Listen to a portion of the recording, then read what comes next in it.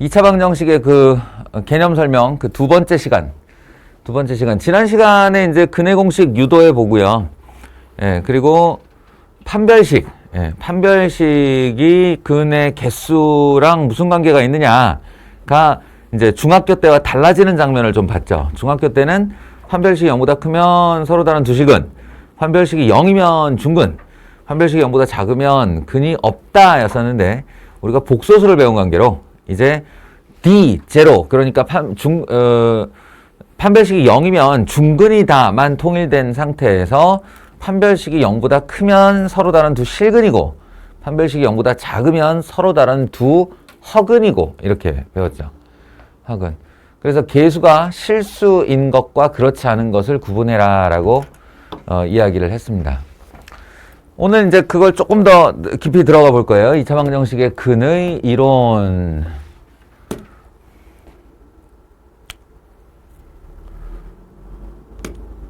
출제 포인트.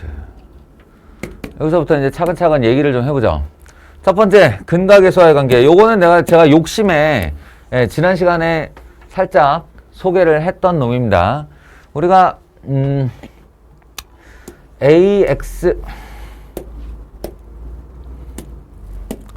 x제곱 더하기 bx 더하기 c는 0의 두 근을 알파, 베타라고 가정하면 사실상 이 녀석이 어떻게 된다는 얘기냐면 bx 더하기 c가 a 괄호 열고 x-알파, x-베타 이렇게 인수분해 된다는 뜻이라고 그랬어요. 왜냐하면 는 0을 걸었을 때 알파 넣어도 0, 베타 넣어도 0이라는 얘기니까 x-알파라는 인수와 x-베타라는 인수가 있어야 넣어서 0이지. 인수정리. 에서처럼요. 그래가지고 이걸 이제 근과계수와 관계라는 것은 얘를 다시 전개해보면 ax 제곱 마이너스 a 알파 플러스 베타 x 더하기 a 알파 베타 이렇게 되는 거라서 얘하고 얘가 같다는 뜻이고요. 얘하고 얘가 같다는 뜻이에요. 그래서 그걸 챙겨보면 알파 플러스 베타 두 근의 합은 마이너스 a분의 b이다 이렇게 되는 관계. 그러니까 왼쪽에는 두 근의 합을, 오른쪽에는 내 눈에 보여지는, 내 눈에 이게 보이진 않을 테니 내 눈에 보여지는 두 개수를 나누어서 마이너스를 붙여놓으면 아니지, 마이너스를 붙인 것으로 이제 개수로 두 근의 합을 표현할 수 있다. 각각이 얼마인지 몰라도 둘을 더하면 이렇게 된다는 걸 알 수 있다. 마찬가지 알파 베타, 알파 베타는 a를 나누면 되니까 a분의 c이다 이렇게요. 두 개 외워야 되는 거고요. 이미 외우고 있는 사람 아니면 지금 가물가물한 사람, 잊어버린 사람 상관없어요. 이번 중간고사 치기 전 또는 여러분의 나머지 고교 과정 전체를 통틀어 기억을 하고 있어야 될 내용입니다. 안 되는 사람 미리미리 하시고, 그리고 이제 하나를 더 추가하자라고 한 것이 두근의 차.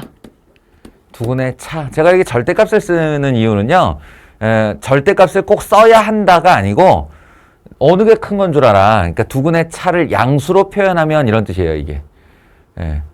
큰 근과 작은 근이 있을 테니 두근의 차를 양수로 표현하면 절대값 a분의 루트 b제곱 마이너스 4ac라고 했습니다. 이 부분에 자칫 잘못하면 판별식이라는 내용을 쓰고 싶어지는데 그러지 말고 b제곱 마이너스 4ac로 기억을 하세요. 그 짝수 공식은 여기 4분의 d 쓰고 싶어지거든. 그러다가 실수를 꼭 하니까 이렇게 기억을 하도록 하세요. 그리고 이제 한 발짝 더 나가서 우리가 앞으로 또 할 내용이 뭐냐면 패턴에 대한 얘기인데, 여기 보세요. ax 제곱 더하기 bx 더하기 c 이퀄 제로의 두 근 알파 베타, ax 세제곱 더하기 bx 제곱 더하기 cx 더하기 d는 0 의 세근 알파, 베타, 감마. 원래 하나만 배웠을 때는 그냥 걔가 그런 n갑다. 마이너스 a분의 b 알파 베타가 a분의 c. 아, 그런 n가 보다 하죠. 근데 우리가 뭐라 그랬어요? 우리가 그 생물 종으로 따지면 영장류라고 그랬죠. 영장류는 두세 개 이상의 나열된 양상을 보고 패턴을 파악하려는 속성을 가지고 있다고. 영장류가 가진 위대한 능력이라니까 이게. 근데 최근에 앵무새한테 발견이 돼가지고 뭔가 이론이 다 깨지고 있는데 앵무새가 이 패턴을 발견할 수 있다는 걸 알아냈어요. 큰일 났어요. 앵무새한테 지배당할 것 같아. 차후 시간. 그 이제 얘를 파악을 해봤어. 똑같은 방식으로 이건 이제 x-알파, x-베타, x-감마 한 다음에 쫙 전개해가지고 근거계사 관계를 얻을 수 있을 거 아니에요. 그랬더니 어떻게 나오냐면 세 근의 합이 마이너스 a분의 b. 저거랑 똑같네. 두 번째 알파, 베타. 저기 두 근의 곱이었죠. 근데 근이 세 개잖아. 그러니까 더하기 베타 감마 더하기 감마 알파 세 근의 곱의 합. 두 개씩의 곱의 합. B 얼마가 나오냐면 a분의 c가 나오더라는 거예요. 그리고 이제 근이 세 개니까 알파, 베타, 감마 세 근의 곱은 마이너스 a분의 d가 나오더라. 요렇게 알았단 말이지. 자, 이제 잘 관찰하세요. 왼쪽에 좌변들과 우변의 관계, 오른쪽에 좌변들과 우변의 관계, 2차의 좌변 우변, 3차의 좌변 우변 관계를 잘 파악하세요. 그럼 이제 본인이 영장류임을 확인할 수 있어요. 그래가지고 이거 패턴이네 싶은 거야. 그러면 이제 우리 효원이가 본인이 영장류임을 증명하도록 하겠어요. 4차 방식, 뭐 n차 방정식까지 나올 수 있는 거니까 4차 방정식의 네 근 알파, 베타, 감마, 델타 이렇게 나올 수 있을 것이고 여기서 근거계사 관계를 말해봐라 라고 하면 1번. 자, 효원아.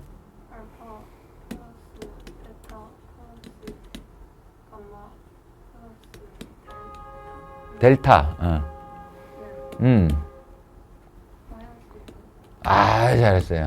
잘했어요. 영장류 확인. 인증. 우리 예람이가 영장류임을 확인해 보도록 하겠어요. 자, 두 번째.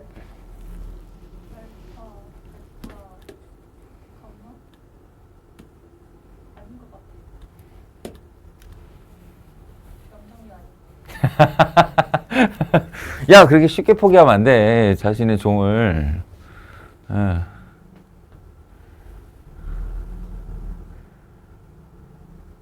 태훈이.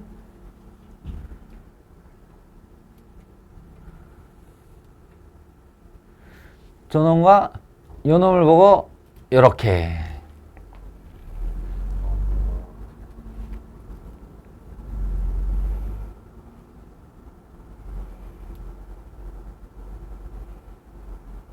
알파 베타하고 알파 감마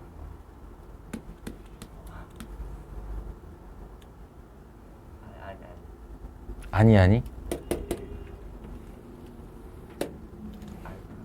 베타 감마.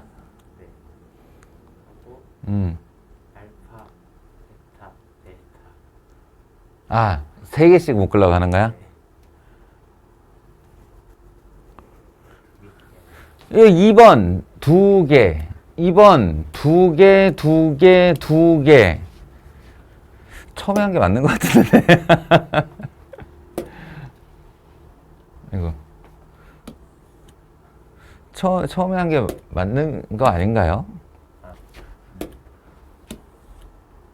알파 베타, 알파 감마, 알파 델타, 베타 감마, 베타 델타, 감마 델타. 둘씩의 무작위 조합. 에? 둘씩 조합. 하나, 이렇게 요렇게 하나, 요렇게 하나, 요렇게 하나, 요렇게 하나, 요렇게 하나. 는 그렇지, 그렇지. A분의 C. 그러니까 여기서부터 아이고. 네, 여기서부터 요렇게, 요렇게, 요렇게, 요렇게가 패턴일 거 아닙니까? 그럼 진우야, 세 번째가 뭘까? 알파 베타 감마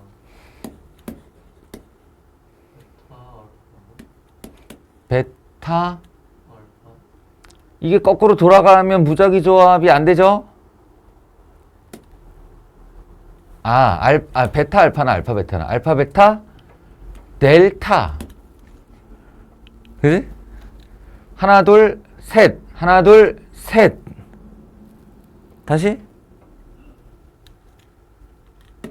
알파, 감마, 델타. 하나, 둘, 셋.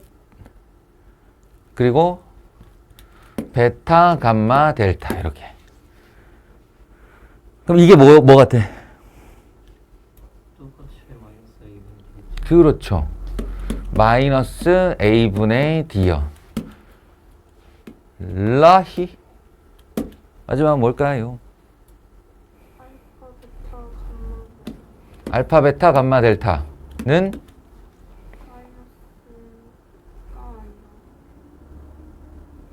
그렇죠? 그것도 패턴이죠? 마, 뿔, 마니까 이제 A분의 2 뿔 이렇게. 아따 영장류 되게 힘들다. 요렇게 해서 3개짜리를 보면, 그러니까 이제 3개까지 보면 5차 이상 6차는 나오지도 않겠지만 할 수 있다. 가 되는 거지. 그러니까 뭐야. 하나씩 다 더하는 것과 둘씩 곱해서 다 더하는 것과 셋씩 곱해서 다 더하는 것과 넷씩 곱해서 다 더하는 것은 최고차의 개수로부터 그 아래 차수를 나누고 하면서 한 번은 마, 한 번은 뿔, 한 번은 마, 한 번은 뿔 이렇게 하면 되는구나.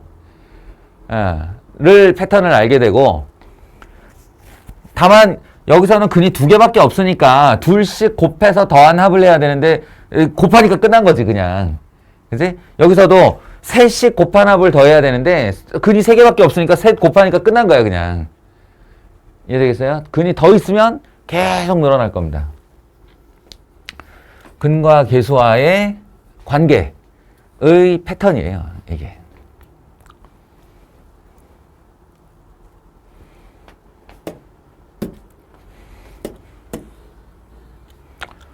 자, 요쯤 얘기하고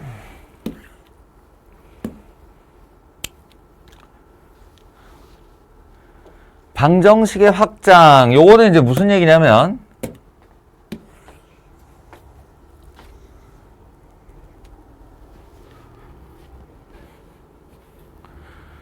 인수정리 잘 생각해봐요. 인수정리. 우리 지나온 지 얼마 안 됐어요. 나머지 정리 다음에 나오는 인수정리. 의 내용이 뭐였냐면 다항식이 내가 원하는 어떤 애를 인수로 갖는다는 거야. F 다항식에다가 알파를 넣었는데 0이 된 걸 확인한 거지. 알파를 넣었는데 0이네? 알파를 넣었는데 0이네? 그러면 이면 fx는 x-알파를 인수로 갖는다. 이렇게 되는 거예요. 이게 인수정리예요. 그 숫자가 뭐든 상관없는데 집어넣었더니 0이 됐어. 그러면 모르긴 몰라도 F3이 0이라는 건, 야, 이거 내가 fx가 어떻게 생겼나 모르겠는데, 막 얘가 이렇게 가다 보면 여기에 x-알파 요런 애가 있다는 얘기야. 이렇게. 이게 인수분해 된 한 인수로 분명히 요게 최소 1개 이상 들어있다는 소리야. 딱 하나만이 아니고요. 하나만이 아니고 1개 이상. 제곱이 넣어도 똑같으니까. 가지고 있어. 이런 뜻이 돼요. 이게 인수정리예요.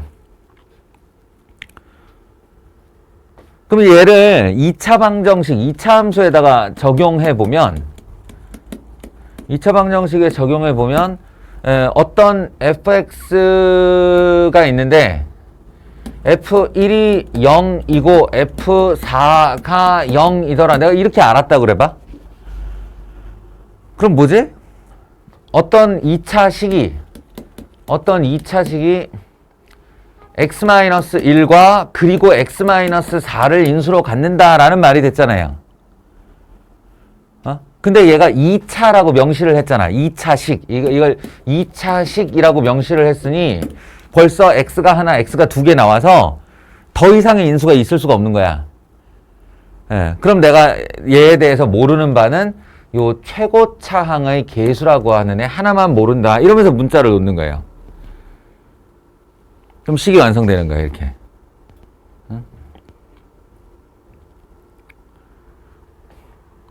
이게 일종의 패턴이에요. 일종의 패턴인데 저기서 이제 확장이라고 하는 게 무슨 말이냐면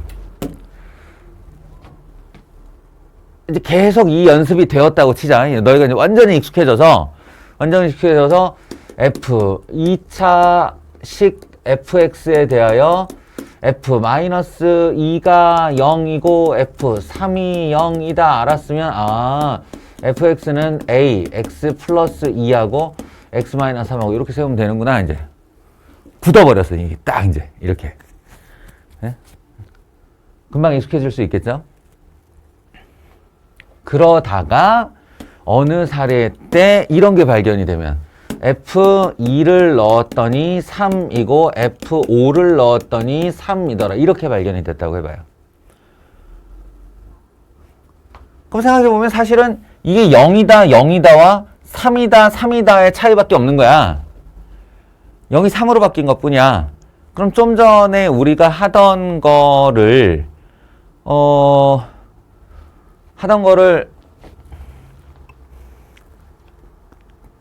활용해 볼 수 있지 않을까 이런 생각이에요. 2차식 fx에 대하여 어떻게 하냐면 넘기면 0이라는 거지. 이 식을 f2-3 하면 0이고 이 식을 f5-3 하면 0이더라 이거야. 그러면은 아싸리 -3까지 포함한 요 식을 fx-3이라고 이렇게 만든 다음에 여기다가 2를 넣었더니 이 덩어리가 0이 되더라. 여기다가 5를 넣었더니 이 덩어리가 0이 되더라. 라고 한다면 는 a의 x-2, x-5 이렇게 만들 수 있지 않겠냐는 거야.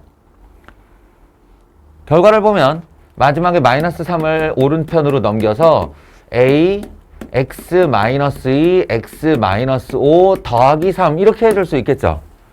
아닌 게 아니라 이 f에다가 x 자리에 2를 한번 넣으세요. 어떻게 되나. 2를 딱 넣으면 요 덩어리만 샥 0이 되면서 는 3 이렇게 될 거 아닌가. 5를 딱 넣으면 샥 지워지면서 는 3. 이걸 성립하게 한 거네. 이렇게요. 알겠어요?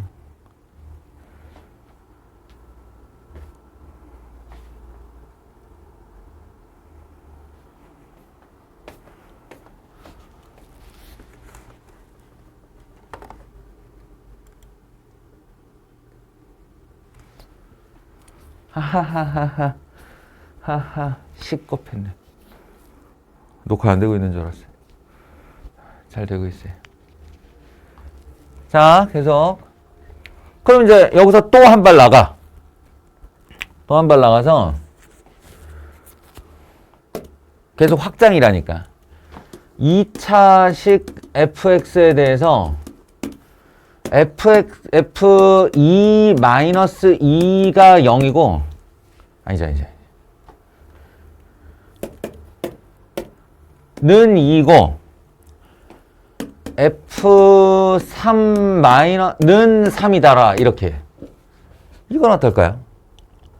f2는 2이고 f3은 3이더라. 그럼 방금 전처럼 해보는 거야. 또 f2-2는 0이고 f3-3은 0 아니냐. 그렇다면 요 2와 3을 뭔가 대표하는 값으로 내가 2를 넣으면 어떻게 되지? 3을 넣으면 어떻게 되지를 생각하면서 fx 한 다음에 아까는 여기가 3, 3으로 똑같았는데 지금은 여기다 2 넣었더니 2가 되고 여기다 3 넣었더니 3이 된다는 얘기는 여기다 x를 넣으면 뒤에 뭐가 나온다는 얘기야? x가 나온다 이렇게 할 수 있죠? fx-x 이렇게. 가 2를 넣었더니 0이야? 그 말은 a x-2를 가지고 있다는 뜻이야. 3을 넣었더니 0이야? 이건 x-3을 가지고 있다는 뜻이야. 이렇게 만들 수 있다는 거야. 그리고 최종적으로 fx는 하면 a x-2 x-3 더하기 x.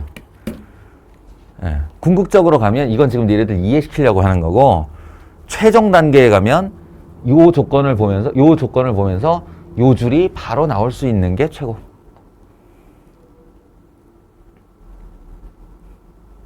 이해하시겠어요? 네. 그런 얘기예요. 그러면 하나 더 가? 네. 아니 계속 확장 가능해요. 계속. 그러면 방금 전에 F2는 2다라고 그랬는데 F2는 4이다와 F3은 9이다를 발견했다고 해봐. 그러면 아까는 이게 두 개가 똑같아서 X로 이렇게 놓을 수 있었잖아. 그지? 근데 X 아닌 것 같고 그럼 X 더하기 2인가? 예, 그걸 생각해보면 여기에 가서 3 더하기 2 한들 9가 되지 않잖아요. 그럼 내가 여기 넣은 애가 이쪽에 와서 뭐가 됐지를 생각해보는 거야. 뭐가 됐지? 제곱을 한 거죠. 2의 제곱이고 3의 제곱. 그게 발견만 되면 우리는 fx-x 제곱은 a의 x-2의 x-3 이렇게 쓸 수 있다는 거예요. 그래서 또 이쪽을 이렇게 넘겨서 이러면 이쪽에 나온 숫자하고 요 두 숫자하고의 관계를 찾아내는 족족 이렇게 2차식을 만들어낼 수 있다는 얘기지. 아시겠어요?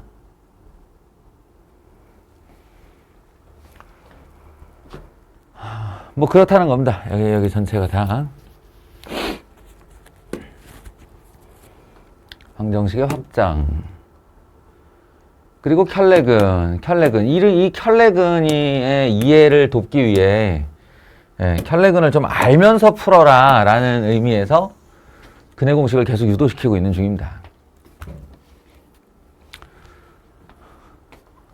켤레 무리수가 있고 켤레 복소수가 있어요. 켤레 무리수는 예를 들면 이런 거죠. 3 플러스 루트 2면 3 마이너스 루트 2 요렇게가 켤레. 루트 5 플러스 루트 3이면 루트 5 마이너스 루트 3 이런 게 켤레. 켤레. 두 개의 똑같은 구성을 가지고 플러스 한 번, 마이너스 한 번. 이게 켤레예요. 그리고 얘는 뭐야? 최근에 본 거죠. 3 플러스 2i면 3 마이너스 2i. 1 플러스 i면 1 마이너스 i. 이런 것들. 그러니까 합쳐서 쓰면 실수부는 그대로 쓰고 허수부 앞을 플러스 마이너스라고 이렇게 쓸 수 있는 이런 애를 이제 켤레 복소수, 저쪽은 켤레 무리수 이렇게 불러요. 그리고는 우리 이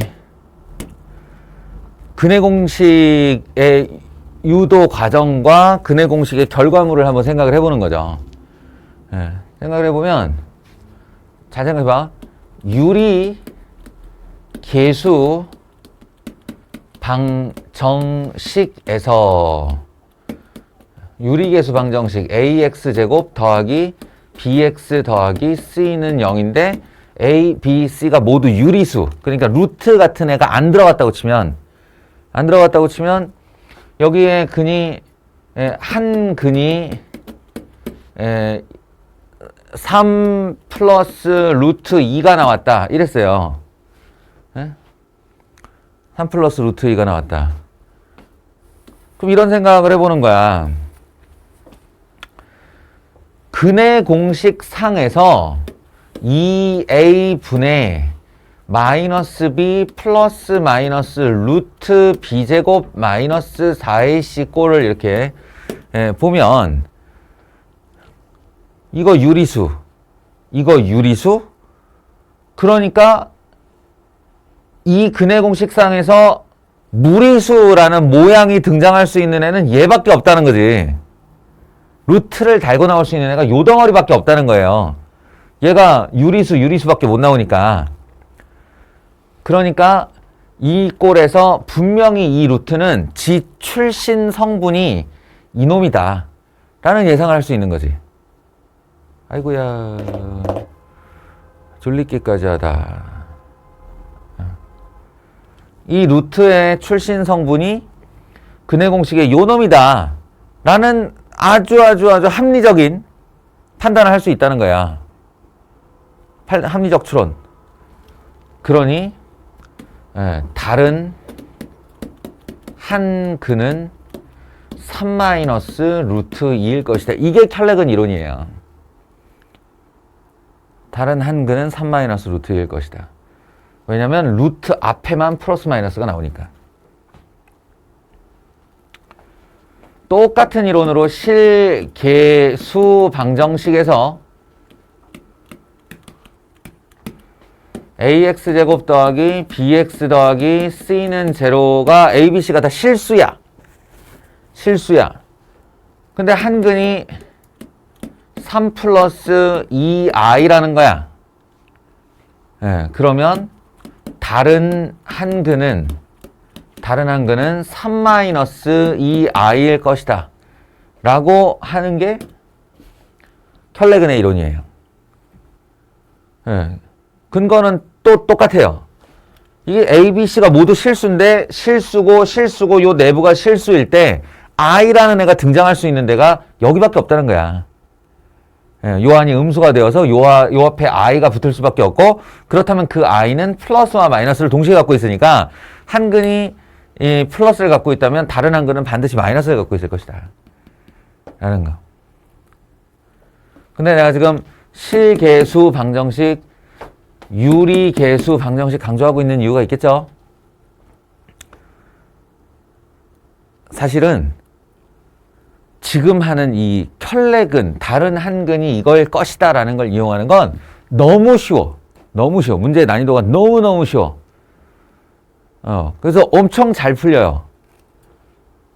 그러면 어떻게 되지? 그러면 학습이 돼. 이게. 한 근이 이거면 다른 한 근은 이거 해야지. 이렇게.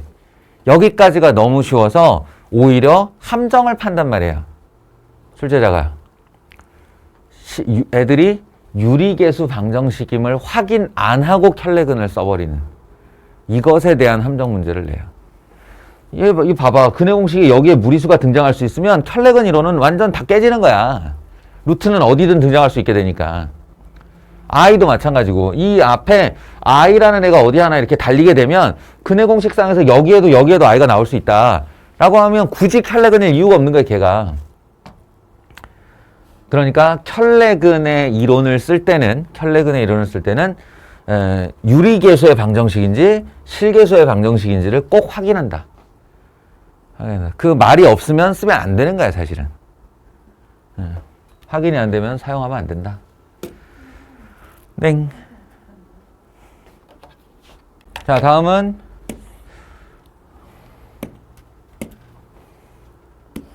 이 부분이 이제 고교 과정에서의 2차 방정식과 중학 과정에서의 2차 방정식의 결정적인 차이라고 말을 할 수 있을 거예요. 결정적인 차이. 어떤 거냐면 중학교 때는 2차 방정식이 등장했다. 그럼 질문은 딱 하나야. 근이 얼마인가? 이렇게 질문해요. 2차 방정식을 내주면 해는 얼마인가? 그럼 여러분은 둘 중에 하나를 하지. 인수분해를 해서 인수분해가 0, 0 되는 값을 말하던가, 그게 안 되면, 인수분해가 안 되는 대상이면 근의 공식에 넣어서 답을 하든가. 둘 중에 하나. 이렇게 대답을 해요. 그러니까 사실은 그 근을 묻는 행위는 중학교 때 끝났다고 보면 돼요. 고등학교에서는 근을 물어봐도 그 근을 물어보는 목적이 다른 데 있을 가능성이 높고요. 이걸 근을 구하여라 이렇게 묻질 않고 어떻게 묻냐면 양수근이 몇 개야? 이렇게 질문을 해요. 양수근이 몇 개야? 양수인 근이 몇 개야? 음수인 근이 몇 개야? 아니면 거꾸로 묻는 거죠. 저 2차 방정식이 양수인 두 개의 근을 가지려면 개수가 얼마여야 돼? 이렇게. 개수에 미지수를 두는 거예요. 그러니까 근을 구하여라가 목적이 아니고 지금 여기 보시면 우리는 그냥 2차 방정식 표준형을 나타낼 때 이렇게 ax제곱 더하기 bx 더하기 c 이렇게 하는데 미지수가 a와 b나 c에 어떤 문자가 달려있는 거예요. 문자가. 저기 숫자가 아니라. 그럼 기본적으로 인수분해가 안 돼요. 근을 못 구하지. 근데 그 k가 얼마냐라고 묻는 게 아니라 이게 양수인 두 개의 근을 가지려면 k는 어떤 범위에 있어야 해요? 이렇게 질문한다고요.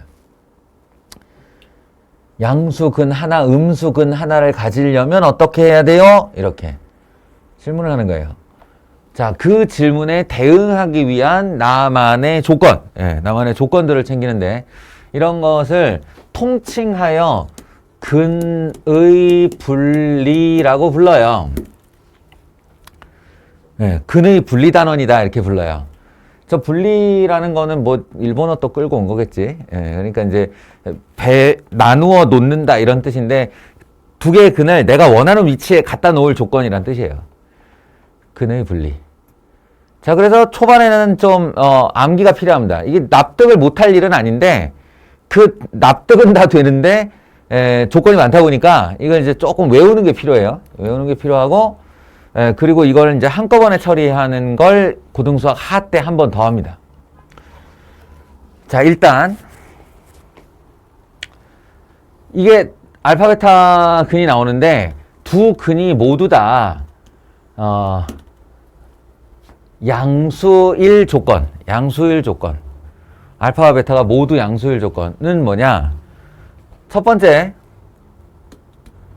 일단 양이든 음이든 간에 두 근이라고 말을 했으니 두 근을 가져야지. 그러니까 두 개의 실근이 나와야 된다는 얘기잖아. 무슨 말이냐면 복소수는 양음이 없어요. 복소수엔 양과 음도 없고 대소도 없어요. 그러니까 양근, 음근 이런 말을 한다는 얘기는 실근이란 뜻이라고.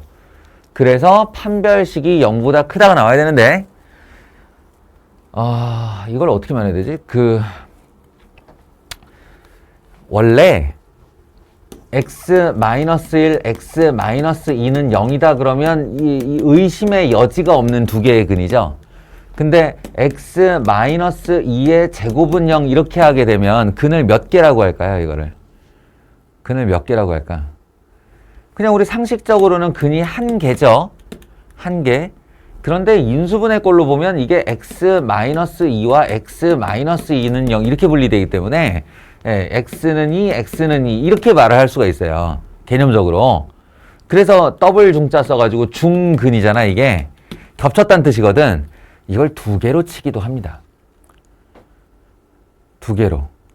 그래서 구분할 때 얘를 합치면 두 개의 실근. 얘만 얘기할 때는 서로 다른 두 실근. 아시겠어요? 중근을 두 개의 근으로 치기도 하고 한 개의 근으로 치기도 해요. 참 희한해. 수학에서 눈치를 잘 봐야 되는데 눈치를 잘 봐야 되는데 중근을 두 개의 실근으로 치는 단원이나 파트가 있어요. 한 개의 실근으로 볼 때도 있고 상식적으로 한 개니까. 그런데 이 정확하게 얘기해서 근의 분리 파트에서는 중근을 두 근으로 칩니다. 중근을 두 근으로 쳐서 여기 두 근이 모두 양 할 때 이 두 근은 겹칠 수 있어요. 그래서 판별식이 0보다 크거나 같다가 들어갑니다. 알겠죠? 서로 다른이 나오면 이제 0보다 크다라고 하면 돼요. 다음 두 번째 뭐 아주 상식적인 얘기인데 두 개가 다 양수면 두 수를 더했을 때 양수일 거 아닌가.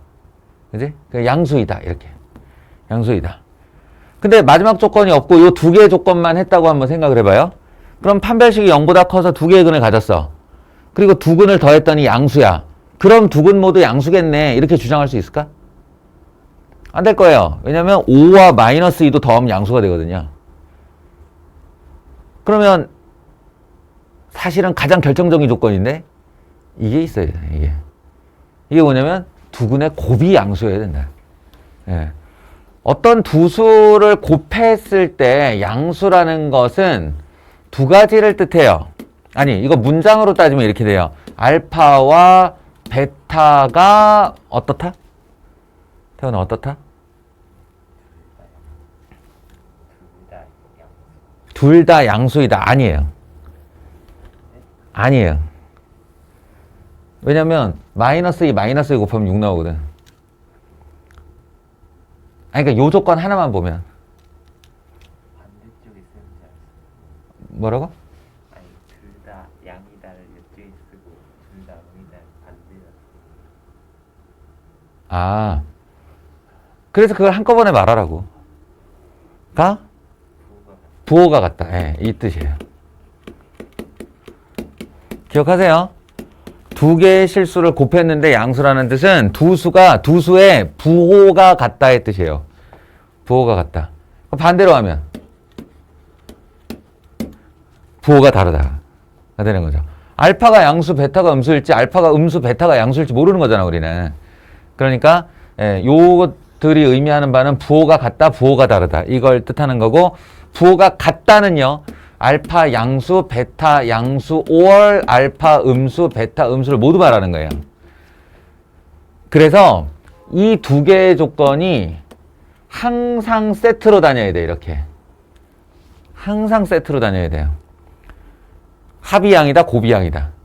이러면 두 개 모두 양이다를 피할 수가 없어. 알겠지?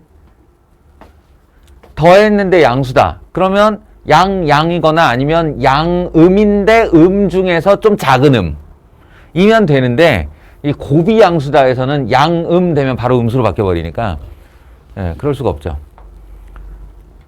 그래서 두근이 모두 양일 조건, 판별식, 두근의 합이 양이다, 두근의 곱이 양이다. 세 개를 동시에 만족해야 됩니다. 동시에. 알겠죠?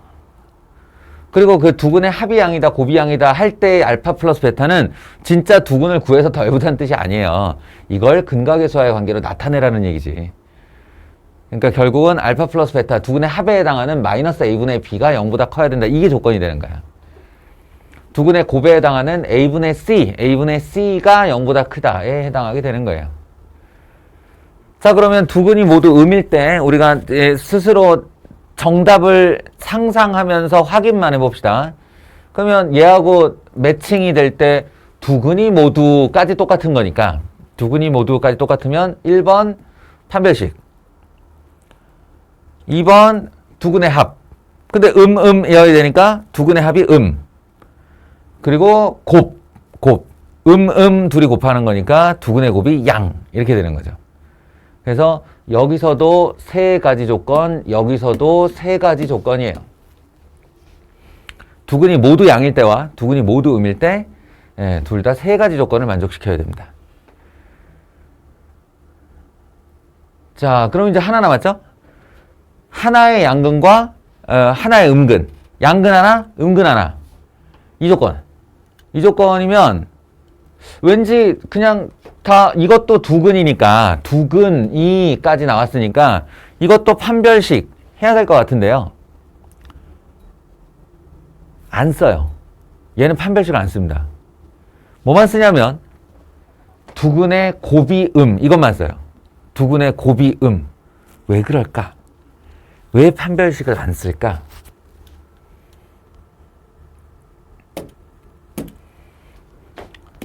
세 가지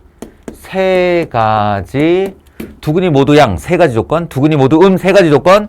그런데 한근 양 한근 음은 하나만 빠지는 게 아니라 판별식까지 같이 빠져요. 왜 이럴까? 앞에 있는 이 합의 조건과 판별식 조건은 왜 사라지는 걸까에 대해서 납득을 해보자면, 자, 보세요. ax제곱 더하기 bx 더하기 c는 0. 예. 에서 a가 양수 조건이에요. a가 양수 조건. 아, 상관없나? 아, 상관이 없지.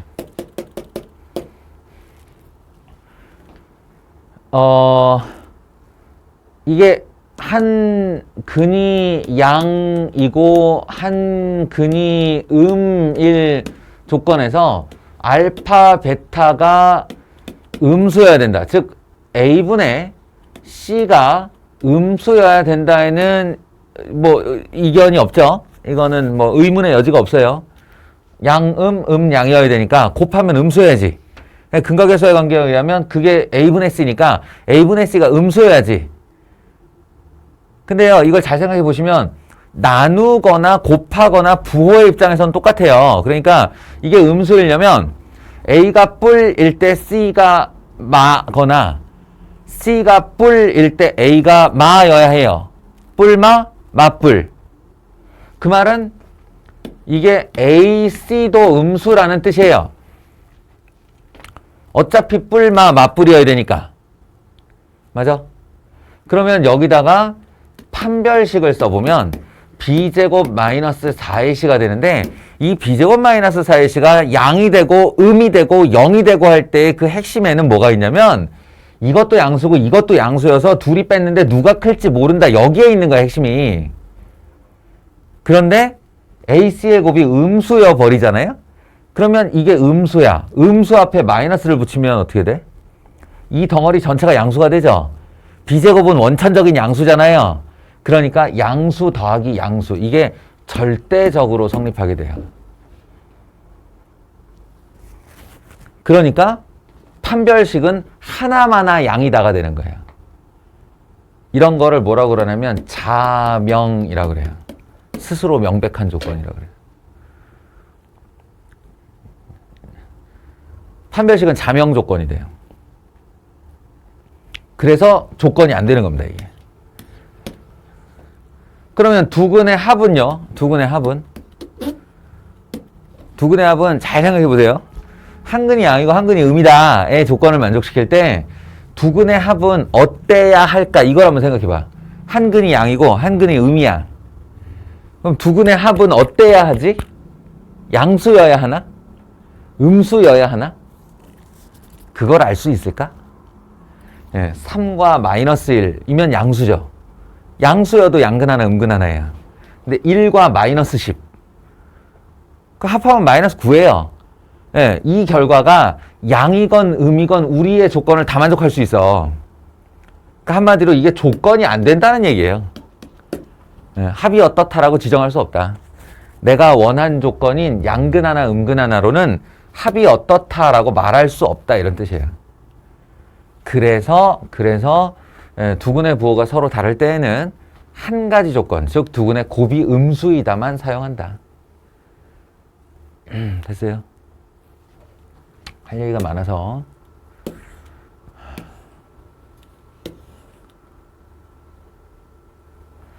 절대값과 가우스. 절대값과 가우스.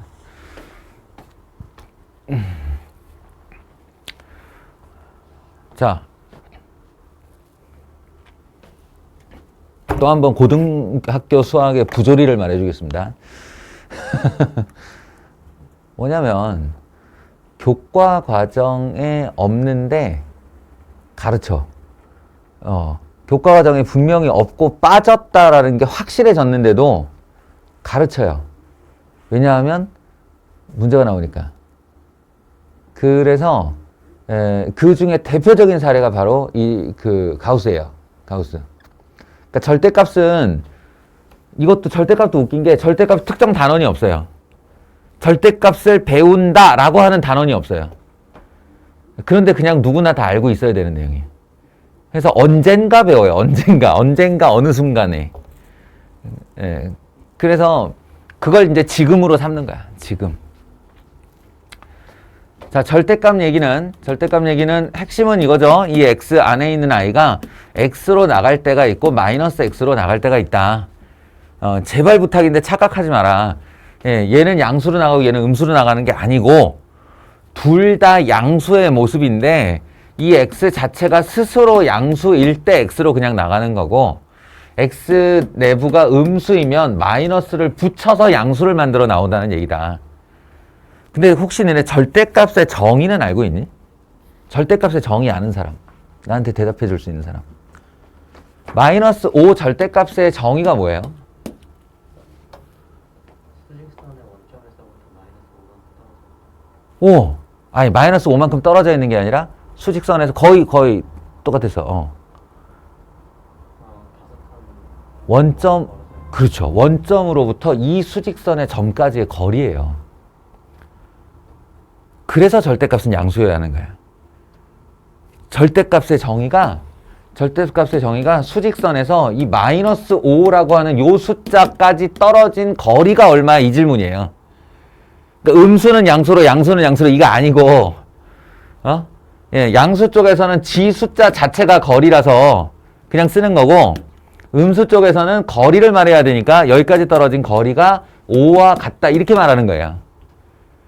그래서 이건 나중 얘기지만 너희가 만약에 이과를 가서 벡터라는 걸 배우면 좌표점에다 대고도 절대값을 씌워요. 이렇게 좌표점에다가 대고 절대값을 씌워요. 그러면 그건 무슨 말이냐면 5,-3이라고 하는 점과 원점 사이의 거리는 얼마야? 이 질문이에요. 루트 34가 되는 거지. 안 배웠나? 이거 제곱의 루트 아무튼 예. 피타고라스 정리하면 되죠. 피타고라스 정리.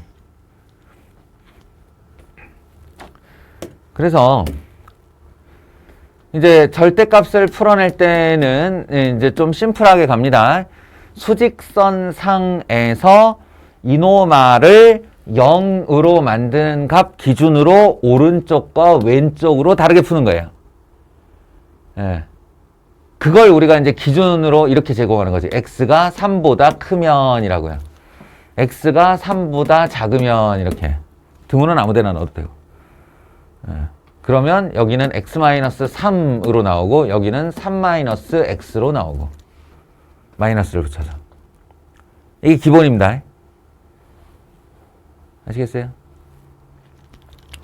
그럼 만약에 방정식에 절대값이 2개가 나오면 어떡하지? 2개가 나오면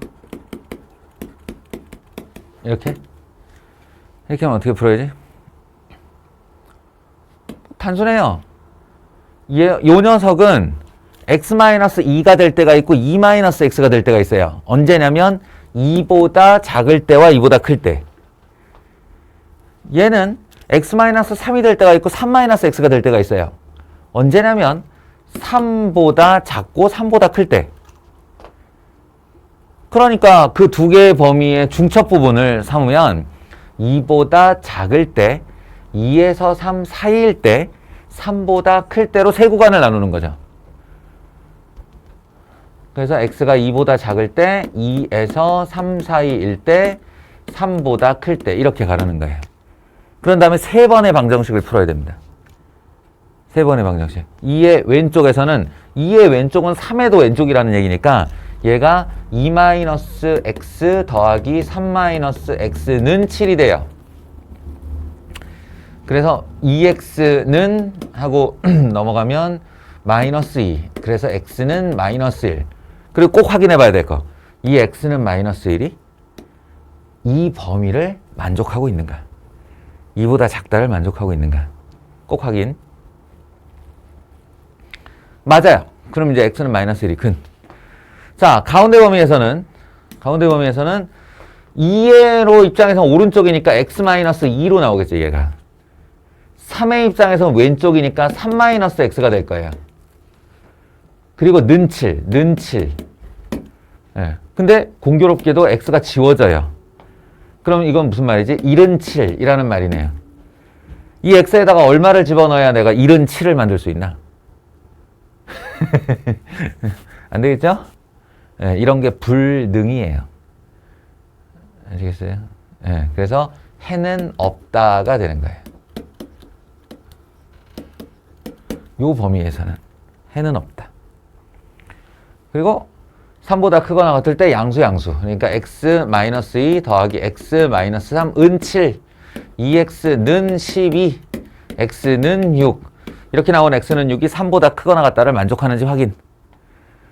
그래서 이 방정식은 절대값이 2개짜리는 x -1과 x 6에 해를 갖는다가 되는 겁니다. 아시겠어요?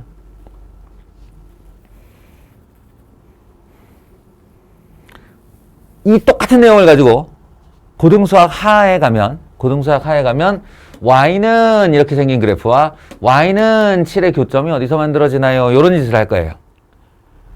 그러면 이쪽의 그래프가 어떻게 생기냐면 여기 2, 3을 기점으로 요렇게 내려오다가 요렇게 됐다가 요렇게 올라가는 그림이 되거든요. 그래프를 그려보면 여기다가 y는 7을 딱 걸었더니 요 자리 마이너스 1에서 만나고 요 자리 6에서 만나더라. 이런 걸 확인하는 거예요, 이게. 알겠어요? 요 중간과는 교점이 생길 수 없더라. 이 1과 7은 y는 1과 y는 7을 말하는 거예요. y는 1 그래프와 y는 7 그래프는 서로 만날 수 없다. 이런 뜻이죠. 알겠어요? 네.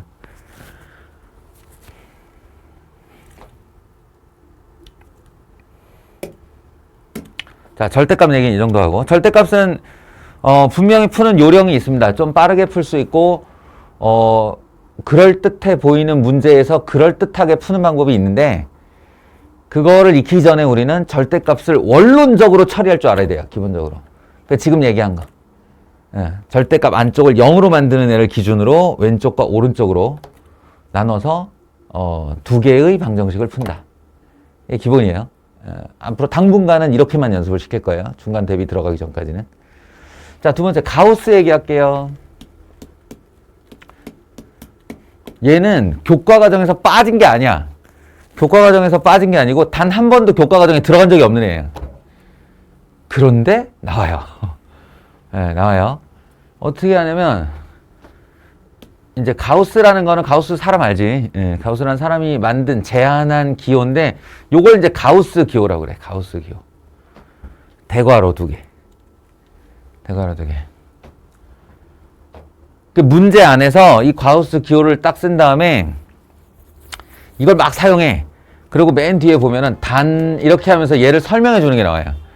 가우스 x는 x를 넘지 않는 최대 정수이다. 정말 심플하게 이렇게 하고 넘어가. 되게 단순한 말이지. 네, 되게 많은 걸 담고 있는 말이에요. 우리 핵심 어부터 꼭 챙깁시다. 핵심 어.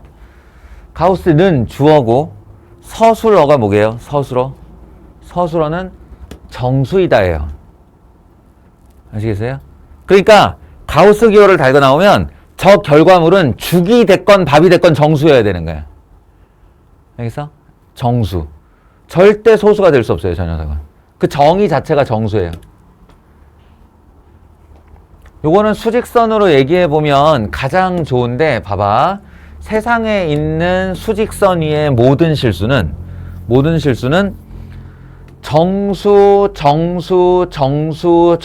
정수의 벽들과 그 벽 사이에 사는 유리수, 무리수 합쳐서 실수들로 구성돼요. 정수의 벽과 그 사이사이 존재하는 유리수 또는 무리수 들로 채워져 있습니다.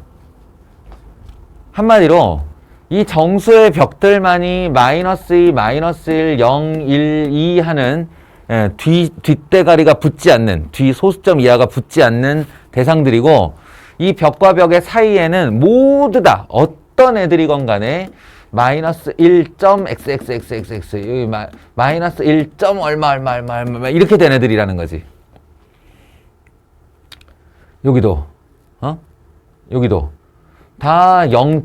얼마 여기는 1. 얼마 이렇게 되는 애들로 모여 있다는 거예요. 자, 저 가우스의 기호는 뭘 하는 거냐면, 여기에 예를 들어서 여기 이제 이렇게 있는데, 여기 어딘가에 그게 누구건 간에 내가 x를 콱 이렇게 찝으면 이 x에서 벽을 치고 이 기준으로 얘가 나보다 작은 애들, 이쪽이 나보다 큰 애들이지. 넘지 않는은 무슨 뜻이에요? 넘지 않는은 나보다 크지 못한이란 뜻이에요. 나보다 크지 못한 모든 수들에서 정수 중 제일 큰 애라는 뜻이야. 누구지? 2예요. 그러면 그냥 쉽게 생각하면 이 벽 사이에 어디에 x가 잡히건 그 가우스의 기호는 2인 거야. 더 쉽게 얘기하잖아. 소수점 버리면 돼요. 그냥 2.1 가우스가 나와도 2고 2.23 가우스가 나와도 2고 2.718592가 나와도 2예요. 가우스 기호를 씌우면. 알겠어요? 자신의 소수점을 버리는 게 가우스 기호다. 쉽지? 심플하지? 예, 다만 음수일 때는 약간 주의. 예, 음수일 때는 약간 주의. 마이너스 5.1153이라는 애가 있는데 여기다가 이렇게 가우스를 씌우잖아요. 그러면 소수점 버리라고 그랬다고 이렇게 버리기 십상인데 그게 아니고 양의 소수를 버리는 거예요. 양의 소수. 그러니까 마이너스 5.1153은 수직선에 표시하면 어디와 어디 사이에 있는 거지? 마이너스 5와 마이너스 6의 사이에 있는 애죠, 얘. 그러니까 얘로 벽을 쳐서 나를 넘지 못하는 최대 정수는 마이너스 6이 되는 겁니다. 이해하시겠어요? 양의 소수 버리는 거예요. 양의 소수. 그러니까 얘는 마이너스 6 더하기 0. 얼마쯤 되는데 이걸 버리니 마이너스 6이 되더라 이런 거고. 여기서 왜 그러면 그냥 작은 이렇게 표현하지 왜 넘지 않는이라는 이상한 표현을 썼어요? 그죠? 예, 수학에서는 이런 것 굉장히 예민합니다. 너희들 이상, 이하, 초과, 미만 배웠잖아. 그 표현이에요. 넘지 않는은 같은도 포함하고 있는 말이에요. 그러니까 넘지 않으면 같아도 된다는 뜻이에요. 같으면 넘진 않았잖아, 정수가. 나보다 크진 않잖아. 예, 그러니까 작거나 같은 애 뜻입니다. 따라서 이 가우스 기호 안에 정수가 들어오면 자기 자신 이렇게 하시면 돼요. 예, 자기 자신. 이게 가우스. 지금 얘기 들어보면 별거 없을 것 같죠? 뭐 어쩌라는 얘기야. 뭐 그렇게 대단해? 왜 그렇게 거창하게 얘기를 하지 싶은데 이제 문제로 나온 걸 한번 겪어보세요. 예. 그러면 신경을 좀 써야 될 게 있다는 걸 알 수 있을 겁니다.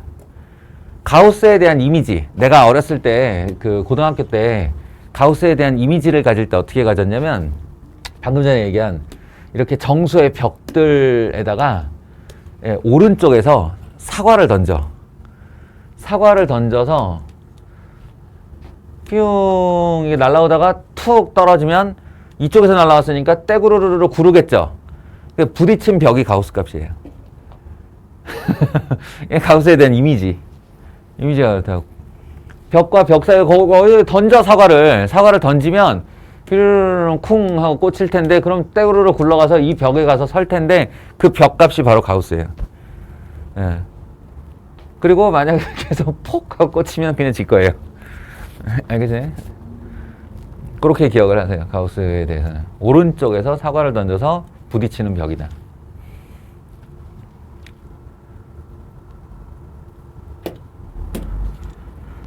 그 다음에 이거 오메가 얘기는 우리 복소수 때 이제 충분히 했었던 것 같고,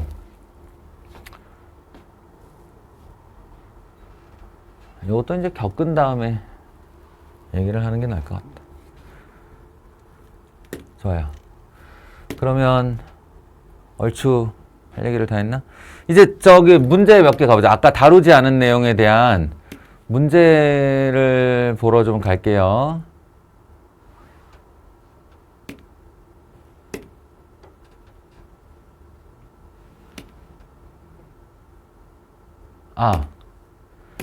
이렇게 우리가 도저히 양, 이렇게 가를 수 없는 덩어리가 절대값 안에 들어가 있는 경우 있어. 이럴 때는 어떻게 하면 되냐면 그냥 절대값 x는 k꼴인데 이거를 방정식으로 풀어낼 때 막 이렇게 조건을 너무 갈라야 되는 게 어려워지면 이렇게 하세요. x는 k or x는 마이너스 k. 아주 심플하게 플러스 한 번 마이너스 한 번으로 풀어내. 그런 다음에 근을 구한 다음에 그 근을 다시 집어넣어서 성립하는가 이렇게 확인해 보는 방법이 있어요. 아시겠죠? 그러니까 지금 같은 경우 x제곱 더하기 a-3 x-5는 한 다음에 이게 1일 때와 x제곱 더하기 a-3 x-5는 마이너스 1일 때 이렇게 풀어버리시면 돼요. 그리고 여기는 조건을 확인할 필요가 없는 게 서로 다른 네 근을 갖는다고 그랬어. 2차 방정식 최대 근 몇 개까지 가질 수 있냐? 이게 대답하기 어려운 질문이었어? 2차 방정식은 최대 몇 개까지 근을 가지지? 2차에 답이 있어요. 2개. 여기 2차 방정식 최대 2개. 여기 최대 개수가 4개야. 그러니까 얘는 내가 구한 근이 되는지 아닌지 확인할 것도 아니에요. 그냥 무조건 근이어야 되는 거야.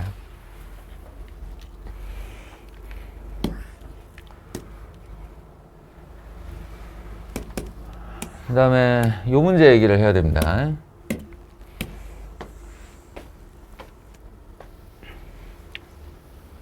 자, fx equal 0. 그러니까 아예 ax제곱 더하기 bx 더하기 c까지도 표현 안 하고 걔네를 뭉태기로 제목을 잡아서 그냥 fx라고 했어요. fx, x에 대한 함수라는 뜻이고 사실은 저것도 모순인 게 우리가 함수 fx의 표현을 배우는 건 고등수학 하 2학기예요. 근데 계속 나온다 1학기에 저거 fx. 그래서 그냥 알고 있어야 되는 거예요. fx equal 0의 두 근 알파 베타에 대하여 두 근의 합은이 두 근의 곱은 4를 줄 테니 f2x-2는 0의 두 근의 곱을 구하시오 라고 해봅시다. 자, 초보의 방식과 고수의 방식 두 가지가 있다라고 내가 언어순화 시켰어요. 이게 건쌤이 만드실 때 저기다가 찐따의 방식과 고수의 방식이라고 써놔가지고 이게 단어가 세면 학생들이 상처를 받는다. 그럼 찐따의 방식으로 풀어버리는 애는 어떡할 거야. 그래서 내가 초보라고 순화시켰습니다. 잘했지? 초보의 방식이란 건 뭐냐면 fx를 직접 만드는 거예요. 내가 fx는 하고 a x 마이너스 알파 x 마이너스 베타 이거죠 뭐. 최고차항의 개수 모르고 그 다음에 두 근이 알파 베타인 거 알고 있고 이렇게 하면 알파와 베타가 근인 어떤 2차 방정식 하나를 만들어낸 거예요. 그리고는 여기다가 이게 너희가 나중에 이 표현에 대해서 익숙해질 날이 오겠죠. 여기에다 x를 이렇게 만들잖아요. 그러면 여기에 이렇게 대롱이 관이 하나 이렇게 연결된다라고 생각하면 딱 맞아요. 그래서 여기에 뭔가가 투입이 되는 거죠. 이렇게 투입, x가 일종의 구멍이 되어서 투입되면 그건 등호 오른쪽에 가서 요 자리와 요 자리에 각각 이렇게 들어가는 겁니다. 여기 넣은 x는 오른쪽에 있는 모든 x에 그대로 적용된다. 이런 거예요. 요쪽과 요쪽에서 이제 투입 뭐라 그래? 분출 뭐 이렇게 되는 거예요. 그러니까 여기 f 2x-2는 이 여기 x였던 자리에 2x-1을 넣자의 뜻이 돼요.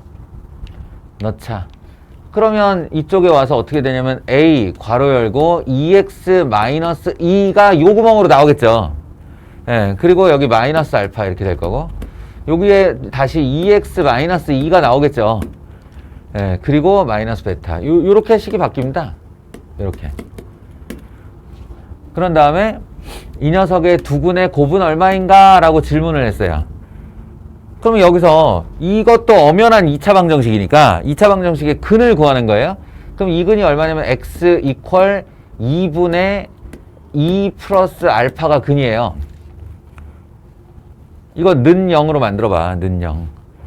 그리고 또 하나 x는 2분의 2 플러스 베타가 0이에요. 네, 이 방정식의 두근이 이게 맞습니다. 그런 거로 얘의 질문, 두근의 곱은 얼마인가는 바로 이근과 이근을 곱해달라는 얘기거든요.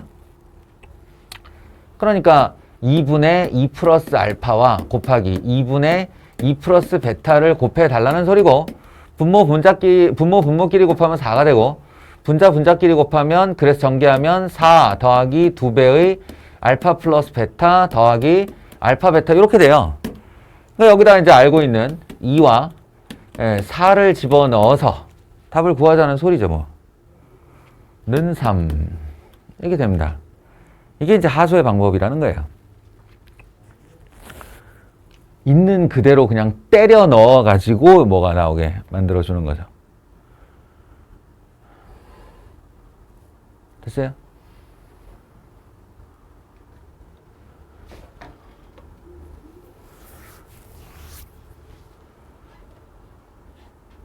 그러면 고수? 고수? 또 다른 방법이라고 하자. 별해로는 뭐가 있을 수 있느냐라는 건데, 이 말에 의하면 내가 f 알파는 0이라는 거 아니에요? 저 안에, 괄호 안에 알파가 톡 들어가면 결과 0이라는 거야. 여기에 베타가 톡 들어가면 0이라는 거 아니에요? 이렇게? 그러면 이것도 어쨌든 f2x-2는 제로도 두 근이라는 게 있을 테고, 그 근은 x에 들어간 게 근이죠. 그러면 의 두 근을 알파 프라임과 베타 프라임이라고 내가 가정해 볼게요. 하면 뭐가 되냐면 f2 알파 프라임 마이너스 2가 0이란 뜻이에요. x에 들어가면 0 된다는 소리잖아. f2 베타 프라임 마이너스 2가 0이란 뜻이에요. 이 자리에 베타 프라임이 들어가면 0 된다는 소리예요. 근데 이걸 시선을 조금만 달리해보면 f하고 괄호 열고 는 0이었기 때문에 이 덩어리가 알파 아니면 베타 둘 중에 하나라는 거죠. 여기 이 덩어리 전체가. 예, 그러니까 그냥 내가 가정을 해서 는 알파 해버리는 거예요. 이게 알파라고 하자라고. 이게 베타라고 하자. 이렇게. 그러면 이 관계식에 의해 알파 프라임은 얼마가 되냐면 알파 플러스 2분의 2가 되고, 이 관계식에 의해 베타 프라임은 2분의 베타 플러스 2가 됩니다. 예, 그리고 여기서 두근의 곱은 했을 때 알파 프라임과 베타 프라임을 놓고 곱은 얼마인가 물어봤으니까 이렇게 해달라는 얘기 아니에요? 예, 그럼 저거 두 개 곱하면 아까하고 똑같은 결과 나오죠. 뭐. 이해되겠어요? 그런 얘기. 사실 결과를 놓고 보면 에이 뭐 똑같은 얘기잖아 할 수 있는데, 예, 그렇다는 뜻입니다.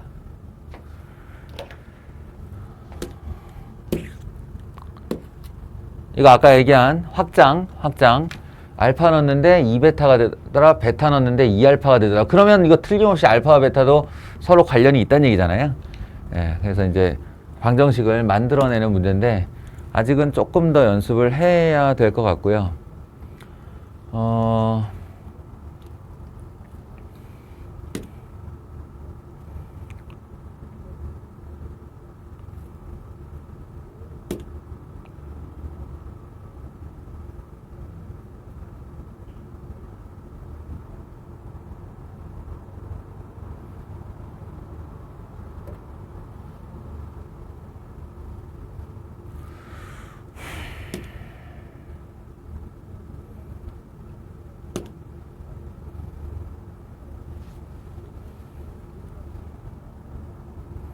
공통근 얘기가 왜 없지?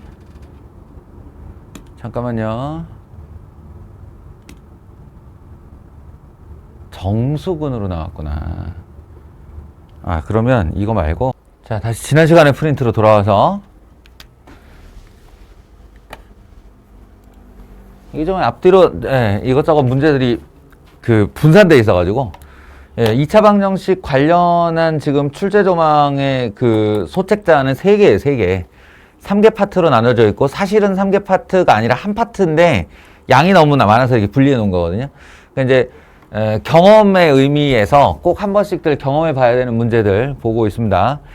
예, 그 중에 하나인 2차 방정식의 두근이 모두 정수일 때예요. 두근이 모두 정수일 때. 예, 이거 어떻게 처리해야 되는 걸까? 자, 미지수가 개수로 달려있는 이런 2차 방정식을 하나 내주고, 딴 말 없이 두근이 정수래. 근데 정수는 참 애매한 조건 아니에요? 2인지 마이너스 5일지 3일지 어떻게 알아? 예. 그런데 m을 찾을 수 있다는 거예요. 한마디로. 두근이 정수라는 사실만으로 m을 찾을 수 있다. 어떻게 그렇게 신기한 일이 벌어질 수 있을까? 하는 건데, 이런 식으로 하는 겁니다. 근과 계수와의 관계에서 먼저 알파 플러스 베타는 요 마이너스 a분의 b니까 1 마이너스 m이다 이렇게 할 수 있죠. 그리고 두근의 곱은 m 플러스 1이다 이렇게 할 수 있어요. 그럼 얼핏 봐도 알겠지만 이거 안 풀려요. 예, 문자는 알파 베타 m, 등식은 2개, 문자 3개, 등식 2개 안 풀립니다. 근데 그게 안 풀린다 해서 아무 짓도 못하는 게 아니고요. 정수라는 사실을 여기서 이제 이용하면 요 다다음 단원에 배우겠지만 부정방정식이라는 게 있어요. 예, 그걸 풀 수 있는 거리가 생기기도 하는데요. 어떤 거냐면 여기 마이너스 m이고 여기 플러스 m이니까 내가 이거 2개 더해버릴게요. 더해버리면 알파 베타 더하기 알파 더하기 베타는 2 이렇게 되죠. m이 사라졌어요. m이 사라졌는데 등호의 왼편을 봤더니 알파 베타의 곱 그리고 알파 하나 베타 하나 그리고 이제 이 상수가 넘어가면 상수가 될 텐데 요 4개의 구성이 우리가 아주 익숙한 어떤 인수분해의 꼴을 전개한 것과 같아요. 예. 알파 베타 곱은 언제 생기냐? 알파와 베타를 곱했을 때 생깁니다. 그리고 여기 상수가 하나 있으면 얘와 얘를 곱해서 알파가 나오는 거죠. 그런데 그게 1이 이 알파예요. 그 말은 이게 1이라는 소리죠. 1. 예. 요렇게 곱하면 알파니까. 그리고 요렇게 곱하면 베타인데 그럼 여기에도 1이 이렇게 있다는 얘기네. 이렇게.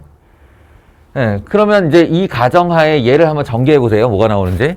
알파 베타 저기 있죠. 알파 저기 있죠. 베타 저기 있죠. 그럼 마지막으로 플러스 1 없네요. 플러스 1은 이렇게 만들어준다고 한번 생각을 해보세요.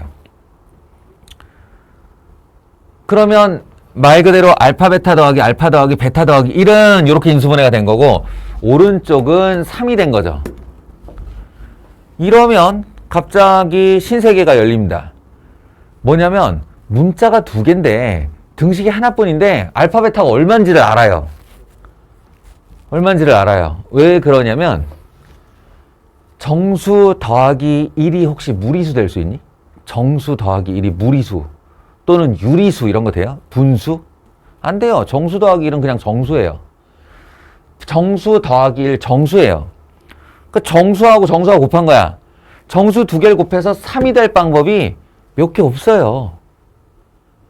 왜냐? 3이 소수라서 1과 자기 자신만을 약수로 갖는 수라서 이걸 표로 만들어 보면 알파 플러스 1과 베타 플러스 1을 둘이 곱해가지고 3을 만들 방법이 1, 3이거나 3, 1이거나 마이너스 1, 마이너스 3이거나 마이너스 3, 마이너스 1이거나 이거밖에 없다는 거예요.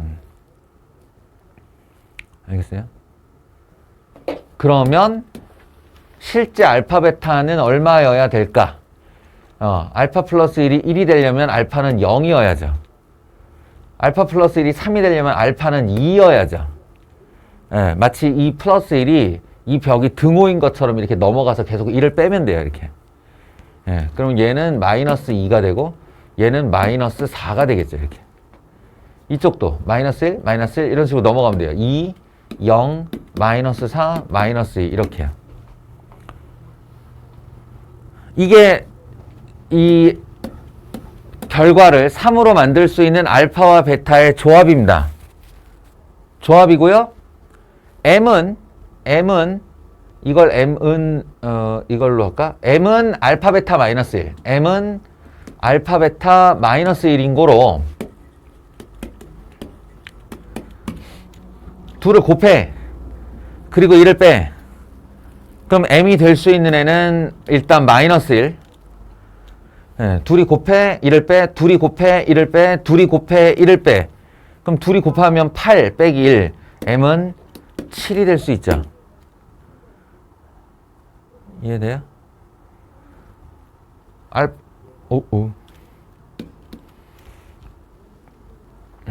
곱해 빼기 1. 곱해 빼기 1. 이렇게요. 그래서 하는 M은 몇 개인가? 2개요. 이렇게 대답할 수 있다는 거죠. 이게 정수근을 푸는 방법이에요. 정수근. 예. 세상 신비롭죠? 세상 신비로운데 유형을 외워야 됩니다. 이거는 모든 1학년들이 다 어려워하는데 근데 중간고사쯤 되면 조금만 열심히 하면 다 외우고 왜냐면 풀이법이 이거밖에 없거든. 예. 이렇게 푸는 문제예요. 하나만 더 하고 싶은데.